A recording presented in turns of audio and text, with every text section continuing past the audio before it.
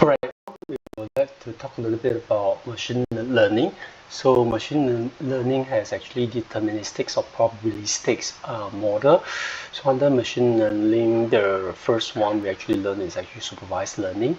And of course, a lot of books we talk about unsupervised, reinforced learning. And of course, right now, the more popular one will be the ANN, which is also deep learning. So for this particular topic, supervised learning, we will have the regression, SVM, LDA model, and a classification of SVC. Right, this is kind of the supervised learning. Unsupervised learning, we'll talk a little bit about clustering, dimensional reduction, PCA, canal PCA, and SVD, right? And of course, anomaly detection. This will be part of the unsupervised learning.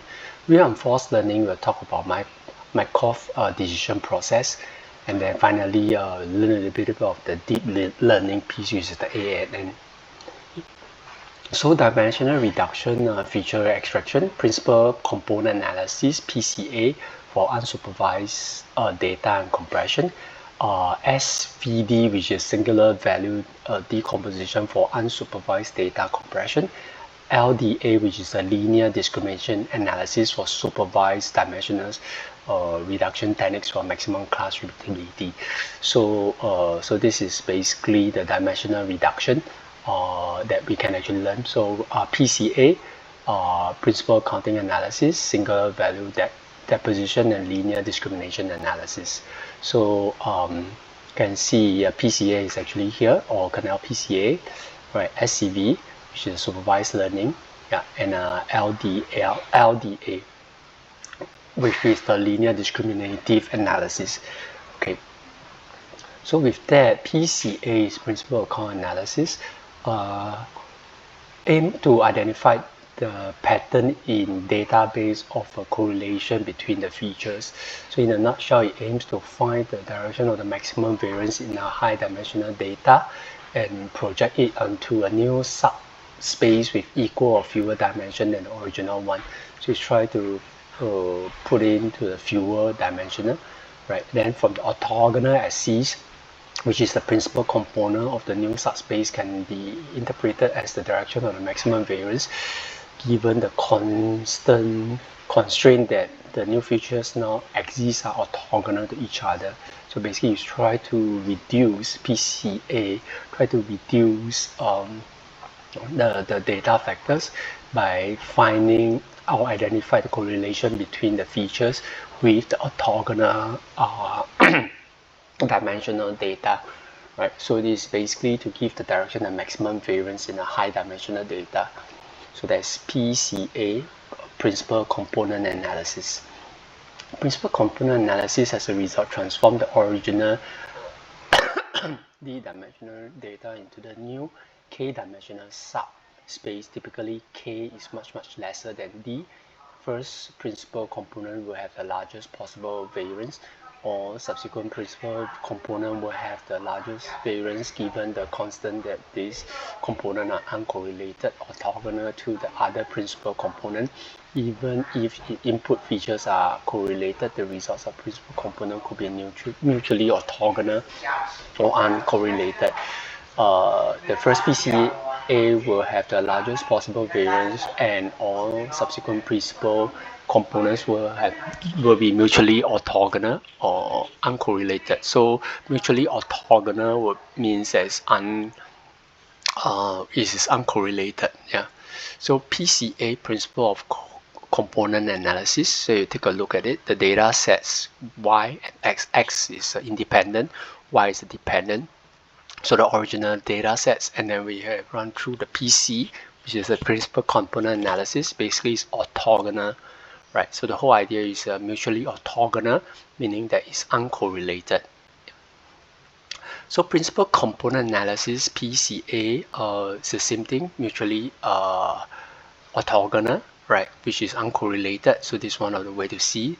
Then you can actually PC, principal component 2 with principal component 1, and then you can see the chart is this way.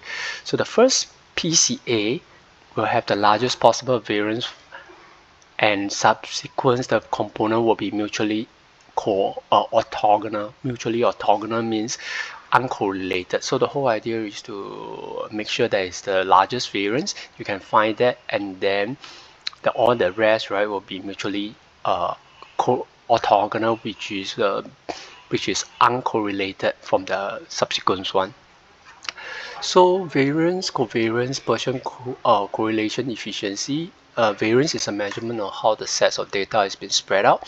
It's calculated as the average and the square difference of the values and the means of the calculated as follows. So variance is equals to sum for observed value minus the mean. Then you square it divided by n minus 1. Covariance is the measurement of how two variables change together, a measurement of strength and correlation between the two sets of variables. So covariant x and y. So it could be a summation from I equals 1 to n, where your observed value minus your mean value of x, right, multiplied by your observed value of y minus the mean value of y divided by n minus 1. So this is covariance. It's a measurement of how the two variables change. Two variables change as a measurement of strength of the correlation. If the covariance x and y is equal to 0, that means the variables are uncorrelated. So very similar to the variance Gaussian correlation efficiency. So Gaussian correlation, PCC in short, is the efficiency that measures the degree and relations between the two random variables. The coefficient value ranges between +1 to -1. Gaussian correlation is normalized of covariance by the standard deviation given by each random variable. So we can see Gaussian correlation is equal to the covariance of x and y divided by standard deviation of x multiplied by standard deviation of x multiplied by standard deviation of y. So that is PCC, Gaussian correlation coefficient. So covariance matrix. Covariance matrix describes the covariance between each pair of the dimension of data sets. The element ij indicates the covariance of the ith and the j dimension of the data. A covariance metric for three-dimensional data is given the following matrix. So C could be a covariance of x1, then the first row, second column, x1, x2 of covariance, x1, x3, and then covariance of the second row, first column could be covariance x2, x1. So this is one way to actually look at C, which is the covariance matrix. The element n, I, and j indicates the covariance of the the ith and the j dimension of the data.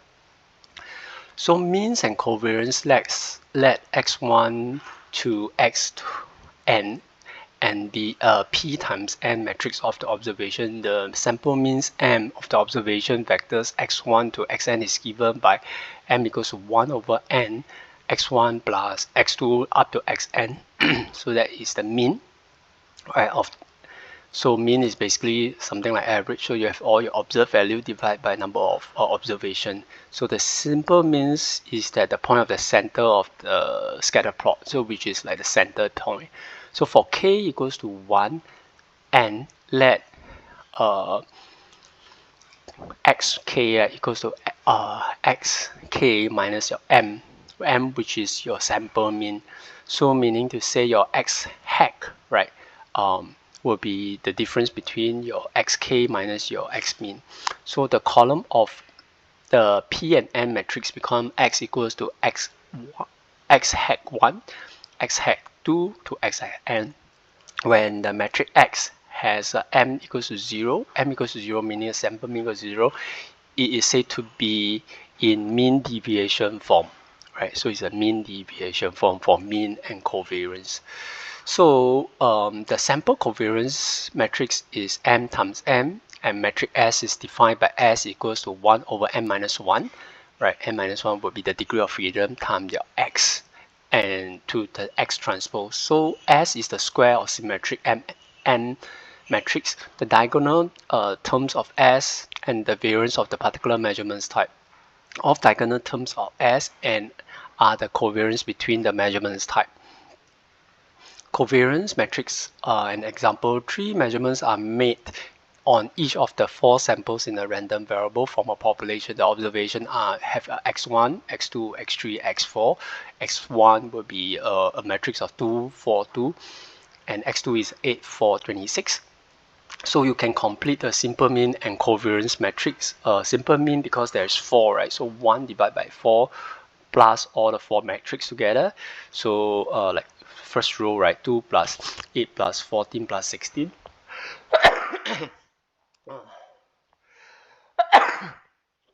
That is equals to 40.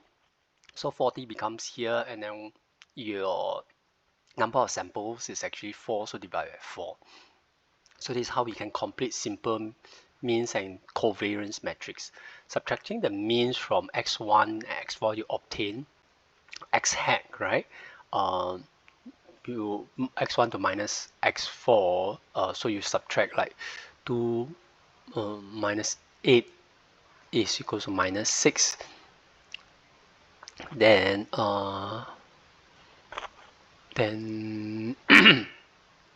so that's from x1 to x2. So let's see how you can get x. Minus 8, minus 4, 4, and 16. So 8 minus 14, 6, 6, 8 minus 8 minus 14 is equal to 6, right? 8 minus 14 give you minus 6, then minus 14 minus 6 is give you 2, so minus 6 minus 2, which will give you 8. Yeah, so minus 2,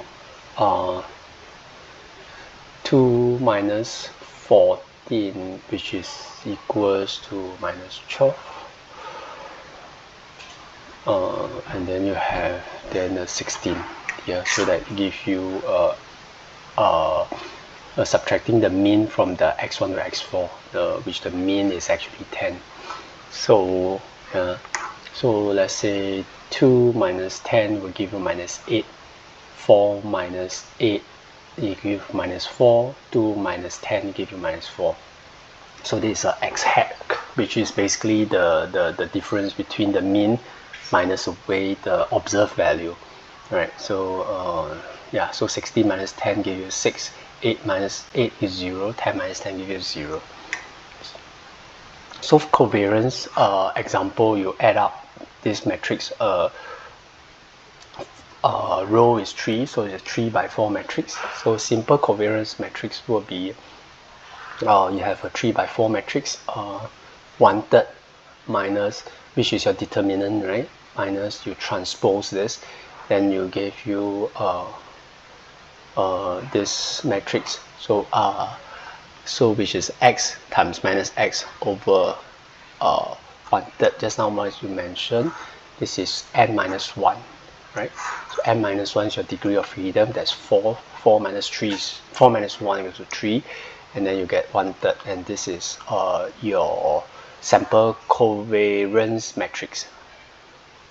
So eigenvector and eigenvalue. Eigenvector of a square matrix A is a non-zero column vector x such that Ax equals to lambda x, where x is the eigenvector and lambda is the scalar called the corresponding eigenvalue of A. So in this matrix A, you have eigenvector, which is your x.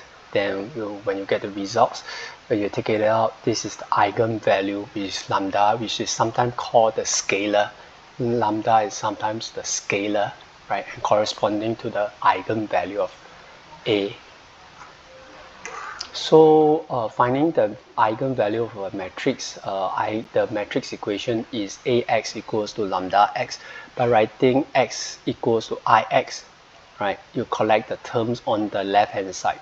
So you bring it all over, Ax minus lambda Ix, right, where we have x equals to Ix, and then bring out the x, A minus lambda I equals to x, which is like the implicit function have a 0 at the back, where x is the eigenvector, right, and then the lambda is the corresponding of the eigenvalue, the lambda, where property the matrix B is singular IFF, and if there is non-zero vector x such as Bx equals to 0, hence A minus lambda I is singular. So A minus lambda I absolute equals to 0. Conversely, if absolute of A minus lambda I equals to 0, there is a non-zero vector such that A minus lambda x equals to 0, where Ax equals to lambda x and lambda is the eigenvalue of A. Find the eigenvalue of A. A is equals to this metric. A minus lambda I equals to this, right? So now we need to find this minus your I, and then you have identical matrix. So you multiply that in, right? So it become 2 minus lambda 0, and then 1, right? 1, so goes in, which is 1.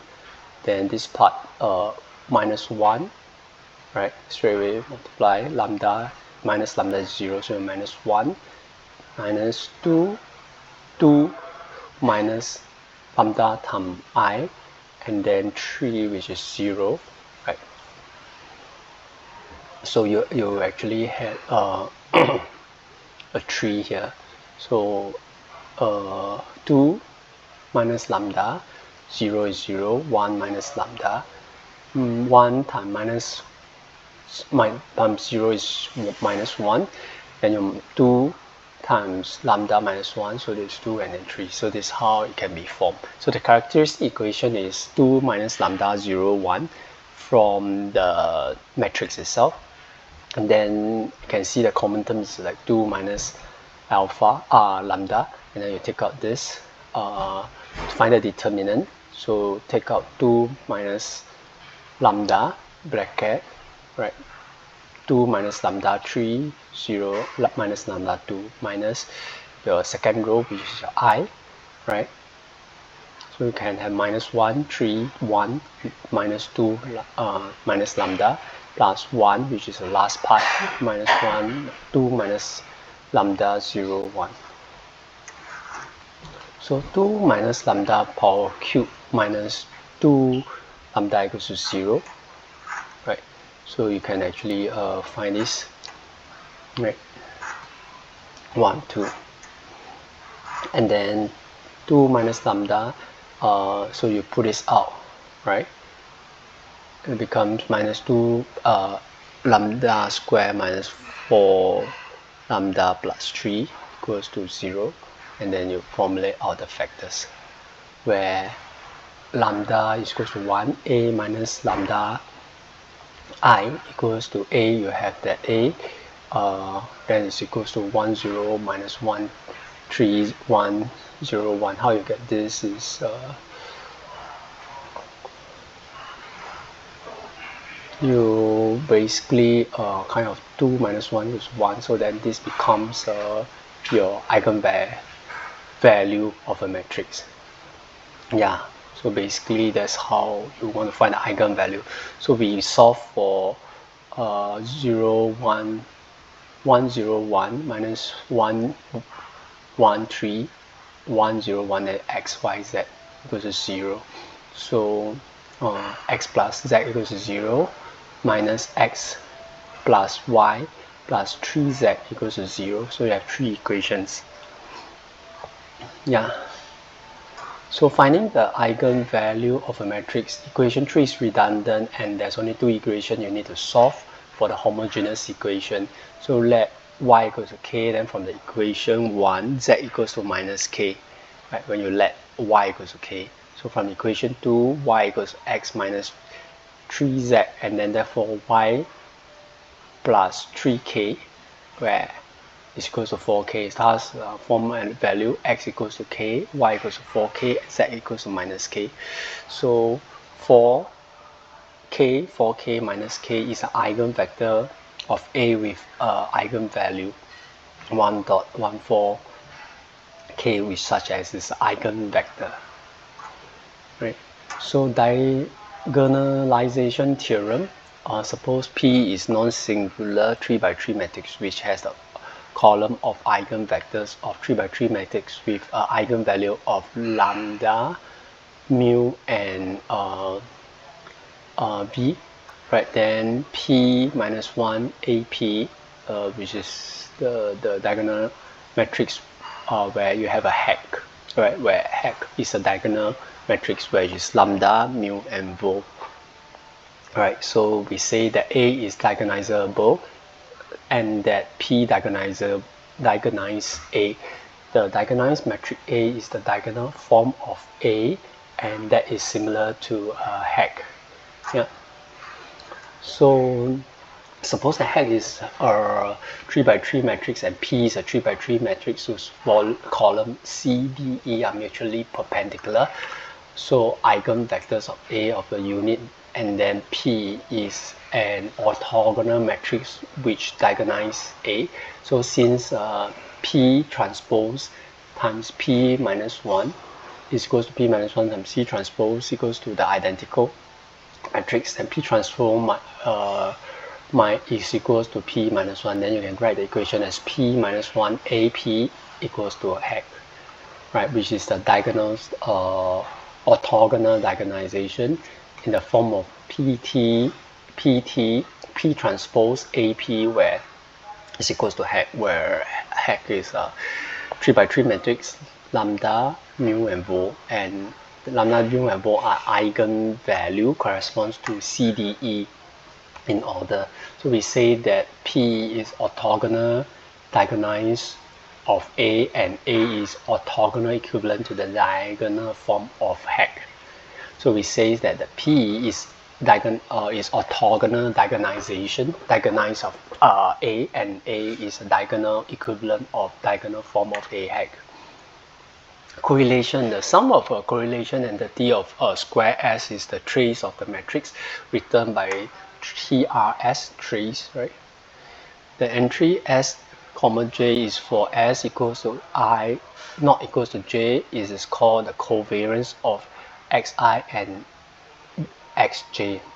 The covariance of Sij, right, is called a square matrix, right? Sij is called a square matrix between Xi and Xj is 0. Example, in the form of 1 and 3 and 3.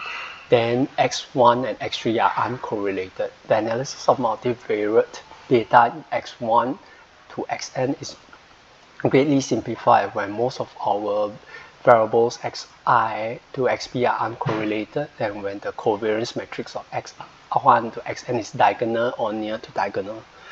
So in theorem, the inverse of a orthogonal matrix is the transpose of A minus 1 equals to A transpose. If A is any matrix, right, the matrix ATA and AAT are both symmetrical. So basically, you want to find the symmetrics. If a matrix is symmetric, and if n only if orthogonal diagonalization A transpose equals to EDE transpose T, then ETT DT ET is equals to ED ET and equals to A. Matrix is diagonalized by the matrix of its orthogonal eigenvector. So A is equals to EDE transpose.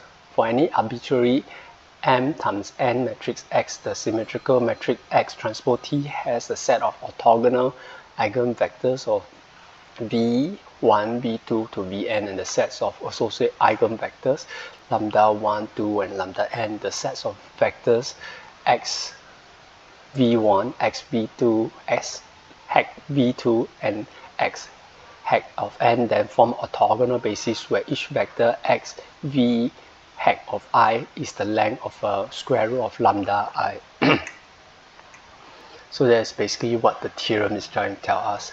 So naive basis, example, X is a m-dimensional vector, which m is the number of measurements type, right? And equivalently, every sample is a vector that lies in a m-dimensional vector space spanned by some orthogonal basis. In the two-dimensional case, 1, 0, 0, 1 can be recast as individual rows vectors.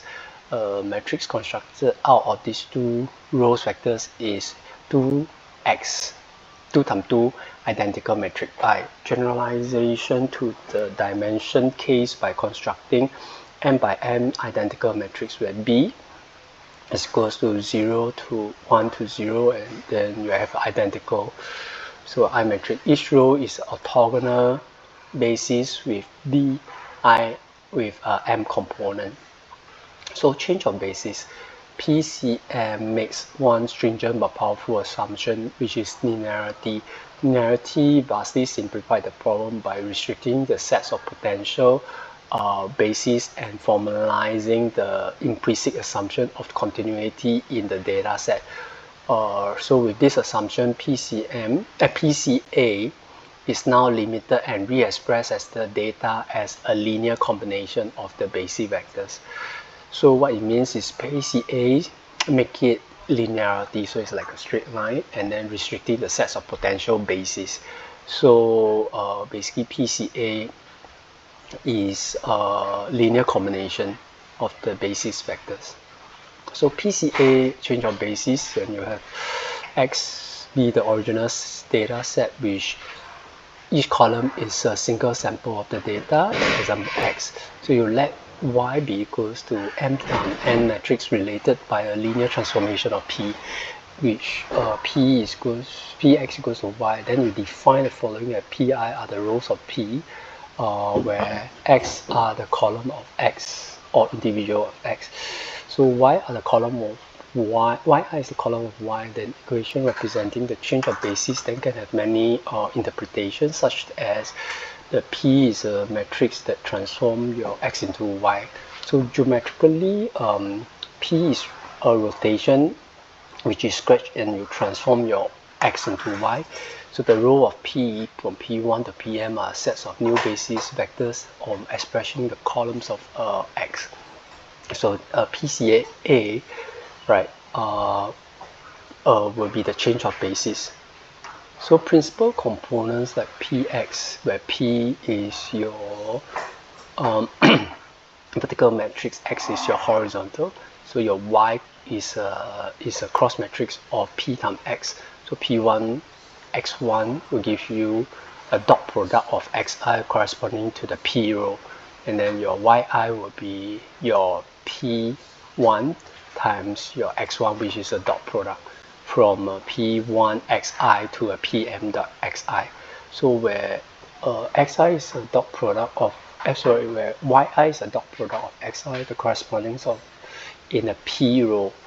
So the J coefficient of Y I is actually a projection into the J row of the P. So this equation expresses the Yi, which is a proportionate basis of P1 to Pm. Therefore, the rows of P are new sets of basis vectors representing the column of X. So appropriate basis for change is by assuming linearity on the problem, reducing and finding the approximate change of the basis. The row vector P1 to Pm will become the principal component of X. Several questions are raised. So what's the best way to re-express X? What's a good choice of a basis P? Measurement noise in any data set must be low, or else nothing matters of the analysis metric where no information about the system can be extracted. A common measure is a signal to noise ratio SNR, where the ratio of the variance square. So SNR, signal to noise ratio, could be your variance of your signal divided by variance of your noise. So a sigma square signal divided by sigma square of a noise. So high signal to noise ratio, very near to 1, indicates a high precision of data, while a low signal to noise ratio contains contaminated data. So SNR basically uses a signal to noise ratio. One is highly precision data, which is very little, it becomes low SNR. SNR becomes low contamination of data. So the principal components, the PC, which is the principal components, the hypothesis of the direction is the largest variance in the measurements of the vector space contains the dynamic of the interest, the presence of noisy data. So what is noisy data? Basically, by assuming the dynamic of interest that exists along the largest variance and presumably the high signal and noise ratio, it is defined as the dynamic of interest, which is the largest variance of the measured data. So maximizing the variance, the assumption of S and R corresponds to the finding of the approximate rotation of the native basis. In the 2D case, the direction of the largest variance corresponds to the best fit line for the data cloud. So redundancy in data is one of the measurements that is directly proportional to another sets that can be removed and reduced in terms of the redundant sets itself. So covariance matrix, right? Covariance matrix of a variable A and B in two variable cases simply to identify the redundant case by finding the slope of the best fit line and judge the quality of the fit. So how do you judge the quality of the fit? You can consider how to generalize this notation to a higher dimension. Considering two sets of dimension A and B with 0 means A equals to A1, A2 to AN, the row vectors A is A1, A2 to row N, and then B is actually the row vectors V will be equals to B1, B2 to Bn. So by doing that, the variables as 2, which is A and B, and the variance of A and B could be, the variance, right, is sigma square, sigma A square is equals to 1 over N summation of AI square. So that's basically the variance of A and the variance of B. So the covariance is basically the variance of between A and B, where you have your sigma square, sigma AB square, which is 1 over N. So now we if we use 1 minus N, which is the degree of freedom, is a constant normalization, which is a summation of AB, and then that's where you can have sigma of AB is equals to 1 over N AB transpose.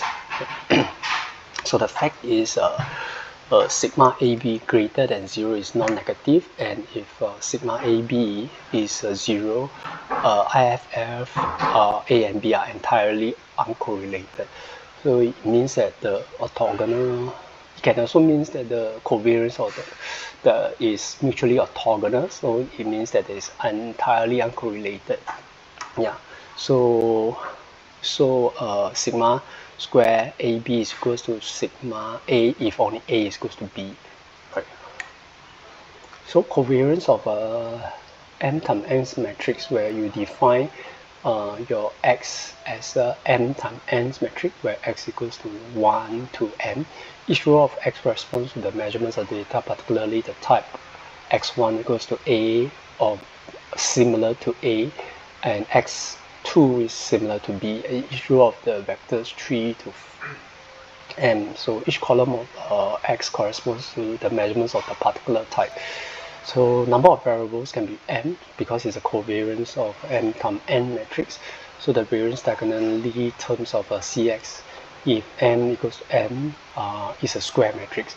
So the covariance matrix becomes CX, which is 1 minus N minus 1, which is the degree of freedom is N minus 1, and you have X times the transpose of X.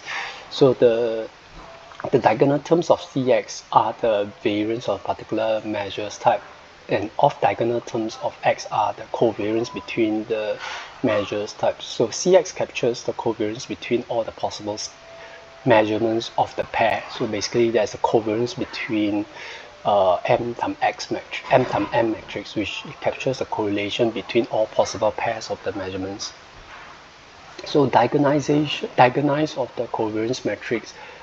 The goal is to minimize redundancy, measures the magnitude of the covariance, and maximize the signal by measuring the variance. Whereas similar to the signal to noise ratio, the optimum covariance matrix CY word features of diagonal term CY should be 0, thus CY can be a diagonal matrix. So each successive dimensions in Y should be rank order according to the variance.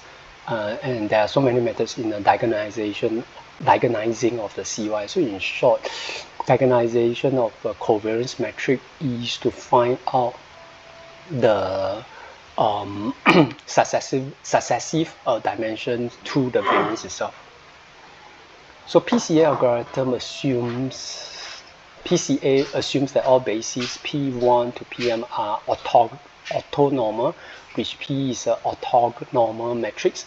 P acts as a general rotation in order as a basis of an axis of a minimal variance. The algorithm for multiple dimension is select a normal direction in m dimension space which the variance of x is maximized.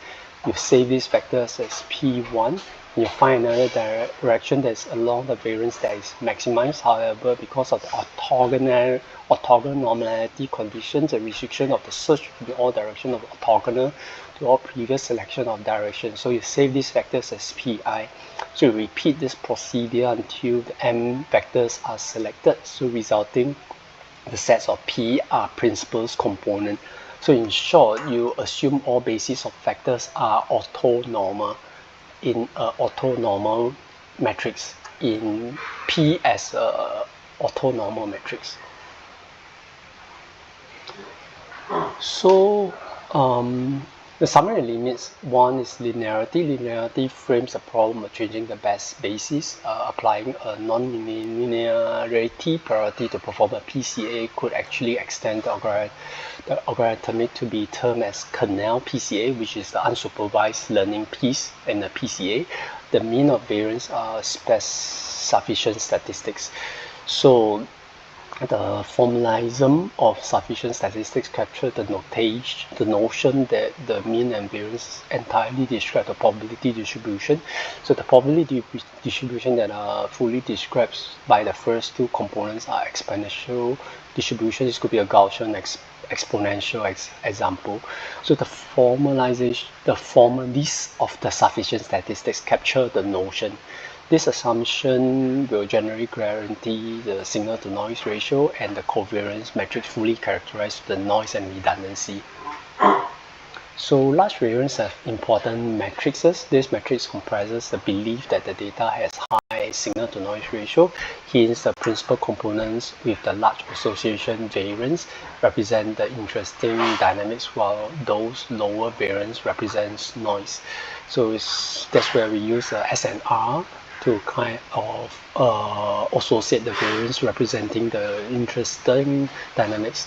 The principal components of this orthogonal is the assumption that it provides an intuitive simplification that makes the PCA soluble in terms of the linear algebraic decomposition tactic, which is the LAD tactics from supervised learning. So let the set be X and the n minus n matrix be, where m is the number of measurements type and n is the number of data in the trial. So the goal is to find some orthonormal matrix where x equals to px, right? And then such that your cy, which is orthonormal, is 1 over n times your y matrix multiplied by your transpose y, which is diagonalization. So the row of p are the principal components of x, and you rewrite cy in terms of variables of choice of p, where cy is equivalent 1 over n minus 1, which is the degree of freedom of number of sample minus 1, multiplied by y times y transpose. So y is equals to px, where you put in px will be px multiplied px transpose, and hence you can get cy is equals to 1 over n, which is the same, multiplied by p ap transpose t, where ab transpose could be b transpose a transpose. Then you let cx equals to 1 over n x multiplied by x transpose. So a matrix of symmetrical IFF is orthogonally diagonizable. So which means that a new matrix A is equivalent to x times the x transpose, with which you define a asymmetrical. For such symmetrical, A theorem 4 provides that A is equal to E of transpose, where D is a diagonal matrix and E is a special matrix of eigenvector which diagonalize A arranged in such columns. So proof is by hypothesis. The orthogonal diagonalization means the axes as some existence such as E, such that A is equal to E multiplied by D, which is a diagonal matrix, where E is the special matrix of eigenvectors, multiplied by your E transpose, which is the special matrix of eigenvector transpose, where D and E are defined. And then we compute AT transpose, where is AT is equal to EDT transpose, and when you transpose, then it becomes A. Effectively, A is orthogonal, diagonalizable, and it must be symmetrical. So this is theorem 1, where if A is any matrix, that matrices A transpose A and A transpose A are both symmetrical. So you solve your PCA with eigenvectors of covariance.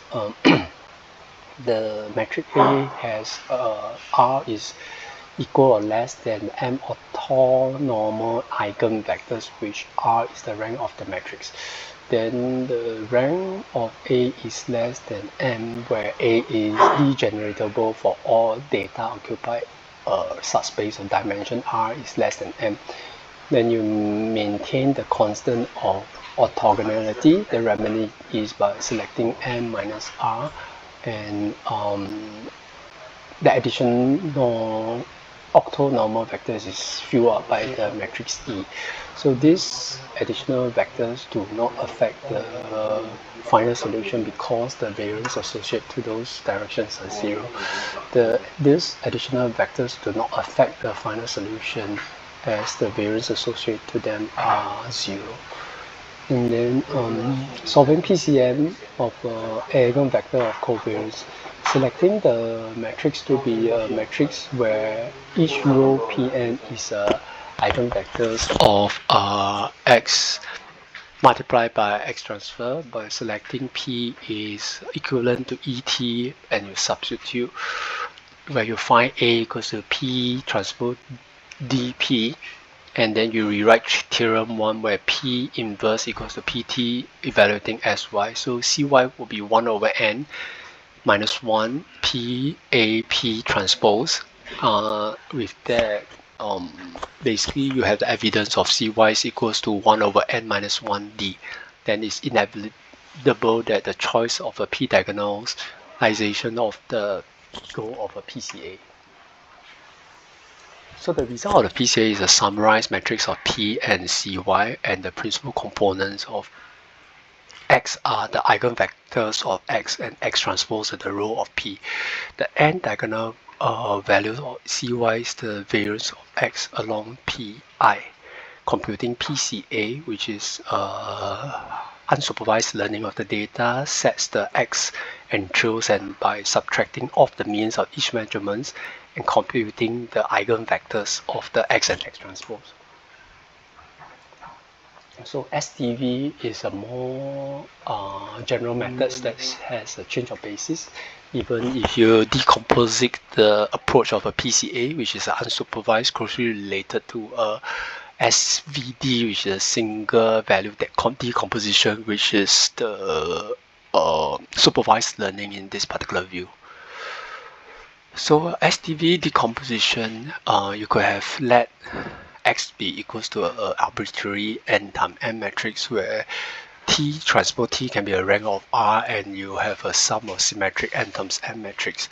The quality of the interest, such as vectors, is set to orthonormal, and n times 1 eigenvector will be associated to the eigenvalue itself.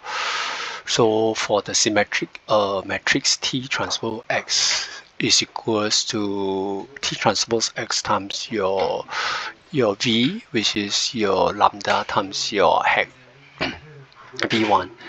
So the sigma I is equivalent to the square root of lambda I, which are real positive of a singularity value, and v1, v2, vr is a set of orthogonal normal of n vectors defining by u hat equals to 1 over your sigma times your v. So the final definition of the theorem appendix to the Newton value, which is the unexpected property, where u hat I times u hat j is equals to your delta of I and j, and from these two property, the absolute of x multiplied by your v hat I will be sigma of I. So SDV, a singular value composition, singular version of a SDV is just a restatement of the definition, right? Which notes that the x multiplied by eigenvalue is equals to the scalar times the vectors. So both eigenvectors and the set of vectors u. So eigenvectors v and the set of vectors u are both orthogonal sets, basis of the R dimensions. So in the results, vectors can be summarized in one matrix multiplication, where your sigma 1 is much greater than sigma 2, and the rank is such as a singularity value. So SVD is the basis of the supervised learning. So SVD decomposition, singular value decomposition, likewise construct a company of orthogonal matrix V and U. So the addition of m minus r and n minus r orthonormal vectors are append to fill up the vectors with v and u respectively. So SVD, singularity value decomposition, is such that x times v is equals to u of a summation, which the column of v and u performs a scalar version of decomposition where v is orthogonal, and we can then multiply both sides and arrive as an orthogonal matrix, diagonal matrix, and another orthogonal matrix. So interpreting the single value decomposition, so at the end of the day we want to decompose that, and you can interpret as xa equals to kb, where a and b are column vectors and scalar constant. You set your v1 to vm is equivalent to a, and the set of u, b, and this is unique that v and u are orthonormal sets of vectors which span from m and n. The hypothesis is necessary to formalize v and u all spans is possible as an output and an input. So you interpret single value decomposition as VD, singular value decomposition, into three construction metrics. So from x equals to u summation v, you can then derive this particular u v transpose xt equals to z. So the construction of the equation xv equals to sigma u hat. Yeah. So mathematically, you can construct the matrix in the form of n scalar equation. It's now expressed in just equation. So in expressed in one equation where n times n's matrix multiplied by m times 1 is the positive numbers times your n times 1 matrix. So construction of the three matrix UV1, so you can have m times m times m equals to nm times your n times n. Yeah. So this is the linear regression and discriminative analysis.